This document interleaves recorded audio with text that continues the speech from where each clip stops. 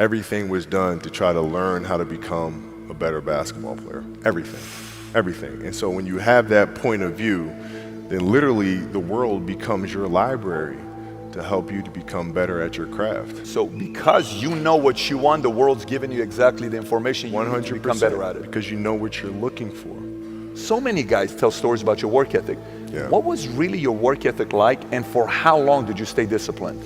Well, I mean, every day. I mean, since 20 years. I mean, it was an everyday process, and trying to figure out strengths and weaknesses. For example, jumping ability. Man, my vertical was a 40, it wasn't a 46 or a 45. My hands are big, but they're not massive. Right? So you got to figure out ways to strengthen them so your hands are strong enough to be able to palm a ball and do the things that you need to do. Quickness, I was quick, but not insanely quick. I was fast, but not ridiculously fast. Right? So I had to rely on skill a lot more. I had to rely on angles a lot more. I had to study the game a lot more. And but I enjoyed it though. So like from the time I can remember when I started watching the game, I studied the game and it just never changed. It's a good separation for me, emotionally, to be able to put myself in a place where at practice or when I'm training or during games, I switch my mind to something else. I switch my mode into something else, right? For me, it's the equivalent of Maximus, Decimus, Meridius, and Gladiator picking up the dirt, smelling the dirt. It's go time, right? So that was my mental switch. It was like an actor getting ready for a film. You got to put yourself in that cage.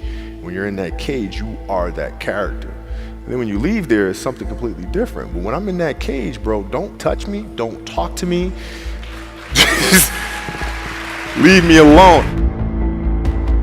How did you get mentally and emotionally so strong where it doesn't bother you? Well, you got to look at the reality of the situation.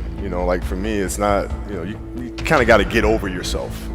Like, it's not about you, man. Like, okay, you feel embarrassed. You're not that important. Like, get over yourself. That's where you go. Get over yourself, right? Like you're worried about how people may perceive you, and like you're walking around and it's embarrassing because you shot 5 air balls.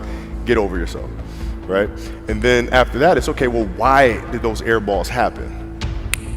Got it. High school, year before, we played 35 games, max, right? Week in between, spaced out, plenty of time to rest. In the NBA, it's back to back to back to back to back to back to back. I didn't have the legs. So you look at the shot, every shot was online, but every shot was short. Right? I got to get stronger. I got to train differently. The weight training program that I'm doing, I got to tailor it for an 82-game season so that when the playoffs come around, my legs are stronger and that ball gets there. So I look at it with rationale and say, okay, well, the reason why I shot air balls is because my legs aren't there. I go, well, next year they'll be there. That was it. Done. Were there some names that you looked at and says, these 3 guys are as crazy as I am? At the time, I deal with what I've referred to as Goat Mountain. I went to Goat Mountain and I talked to Magic, Michael, Bird, Hakeem Olajuwon, Jerry West, Oscar Robinson, Bill Russell.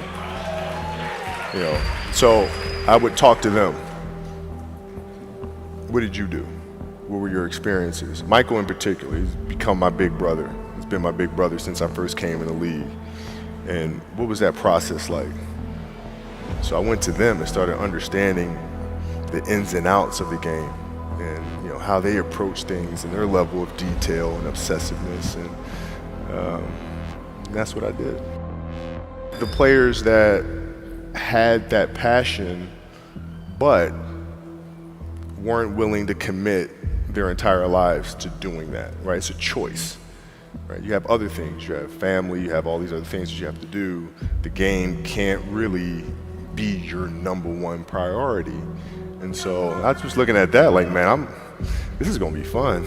If I'm buddies with you from high school, if I'm a cousin of yours, what happened to our relationship? How did that gravitate when you went into the league and you're determined to become the greatest, or you're determined to become one of the greatest? What happens to our relationship? Well, it suffers. It does